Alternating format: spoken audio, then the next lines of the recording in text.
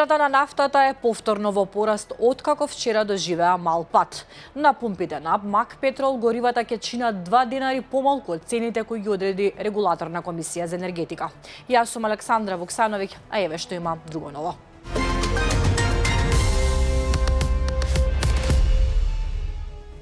Уште се зборува за вчерашната случка во Тетово, кога министерката за образование Весна Јаневска беше прашана од новинар дали со неа донела преведувач од албански на македонски и ја укори дека веќе била предупредена да го стори тоа обраќајќи се на ти. Фелата и народот се крена на нозем по овој инцидент.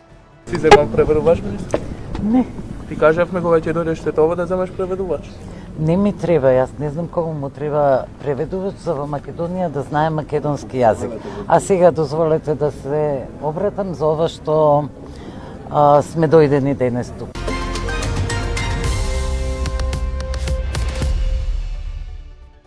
Фондот за здравствено осигурување упати итно предупредување до јавните здравствени установи во Македонија кои располагаат со апарати за магнетна резонанца да направат проверка на своите резерви на хелиум и навремено да обезбедат дополнителни количини.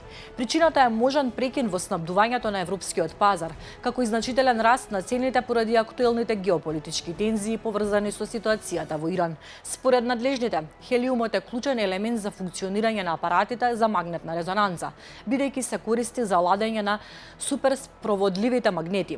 Без него, уредите не можат да работат, што би можело да доведе до прекин во дијагностичките услуги за пациентите.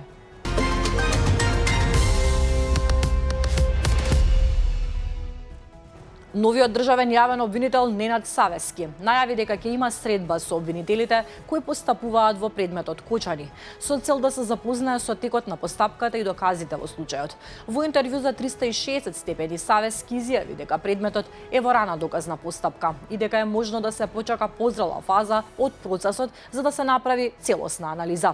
Тој нагласи дека нема намера да се меша во работата на обвинителите, посочувајќи дека секој јавен обвинител треба да постапува независно и врз основа на доказите.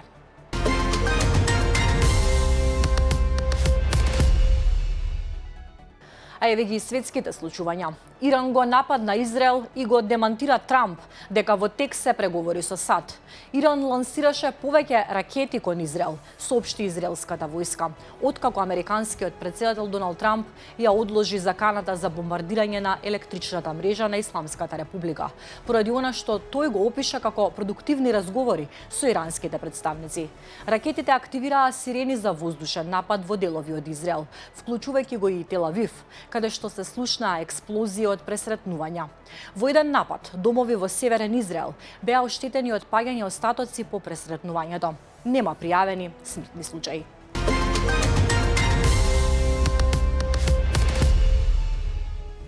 Американските сојузници во Персискиот залив сериозно размислуваат за директно вклучување во конфликтот со Иран по серијата напади што ја згрозија нивната енергетска инфраструктура и економија, објавува Wall Street Journal.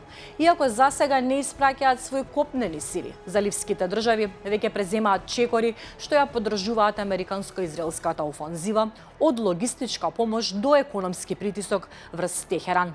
Саудиска Арабија, која претходно се дистанцираше од конфликтот, сега го менува пристапот. По серијата ирански напади со ракети и дронови врз енергетски објекти и главниот град Ријад, кралството дозволи користење на своја воздушна база од страна на американските сили. Во меѓувреме, Обединетите Арапски Емирати преземаат финансиски мерки против Иран, затворајќи институции поврзани со режимот и заканувајќи се со замрзнување на милиарди долари ирански средства. Паралелно, се разгледува и можноста за испраќање војска, додека Емиратите лобираат против прекин на огнот, што би оставил дел од иранските војни капацитети недопрени. Заливските монархии се наоѓаат во сложена позиција. Од една страна се под притисок да одговорат на иранските напади, а од друга страна стравуваат дека можат да бидат оставени сами ако САД ненадено се повлече од конфликтот.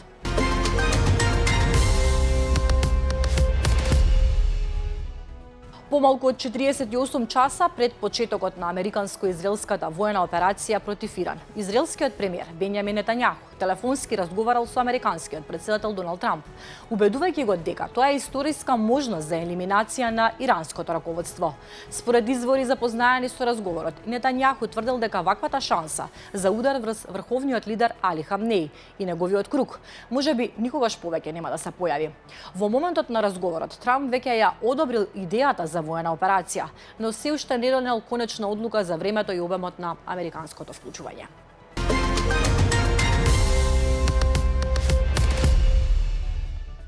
По 8 години преговори, Европската Унија и Австралија ги финализираа разговорите за договор за слободна трговија, што отвора ново поглавје во економските односи меѓу Брисел и Канбера. Договорот предвидува укинување на царините и трговските бариери, а доаѓа во момент кога Европската Унија забрзано бара посигурни и поразновидни партнери во време на глобални тензии. Европската економија и австралиската влада објавија дека преговорите за договорот за слободна трговија се успешно заокружени.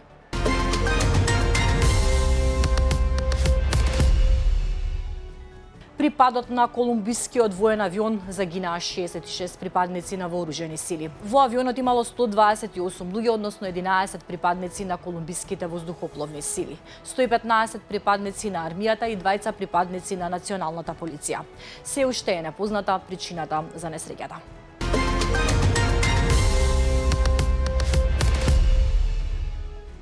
FIFA и YouTube официјално потврдија стратешко партнерство за светското првенство, кое ќе се одржи летово во САД, а неколку надпревари ќе се играат и во Мексико и во Канада. Станува збор за потек што може би значително да го промени начинот на кој го следиме најголемиот фудбалски турнир во светот. Оваа соработка представува важен престрд во дигиталната стратегија на FIFA. За прв пат фокусот е ставен на силна интеграција со глобална онлайн платформа, со цел да се понуди помодерно, поинтерактивно и подостапно искуство за гледачите. Целта е да се прошири достапноста, да се искористи технолошката инфраструктура и подобро да се контролира дистрибуцијата на содржината. Со еден збор ќе гледаме светско на YouTube.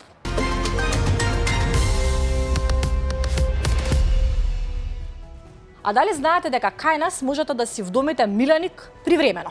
Од јавното предпријатие Лајка ги информираат граѓаните дека започнува акција за привремено згрижување на уличните куќиња сместени во стационарот на предпријатието. Од таму ги повикаа граѓаните да станат привремени згрижувачи на улични куќиња, мерка која според Лајка има цел да овозможи хуман третман на бездомните куќиња и зголемување на стапката на вдомување.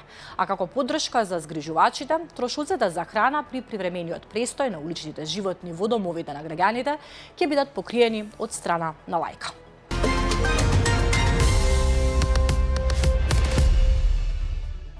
И за крај метео. Времето денеска во земјава ќе биде променливо облачно со сончеви периоди.